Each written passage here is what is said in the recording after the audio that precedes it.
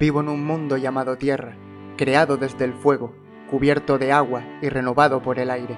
Siento la belleza, la fuerza y el latir de este mundo. Y también siento su dolor y su lamento. Un mundo que se ahoga y asfixia lentamente a medida que nos vamos expandiendo. De ahí la importancia de cada pequeño gesto o iniciativa que ayude a preservar el entorno intacto ante nuestro paso, cuidando cada pequeño símbolo de vida y plantando la semilla en los que vienen por debajo.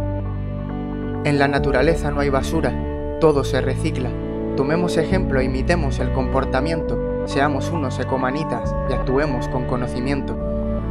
No quiero un mar de plástico, ni un fuego que destruya, ni una tierra llena de ceniza, y mucho menos un aire contaminado. Hoy quiero decirte que nosotros somos el problema que aqueja nuestra propia casa, pero también somos la solución, somos el cambio, el ejemplo de que las cosas se pueden hacer de otra manera, pues no tenemos otro mundo de recambio.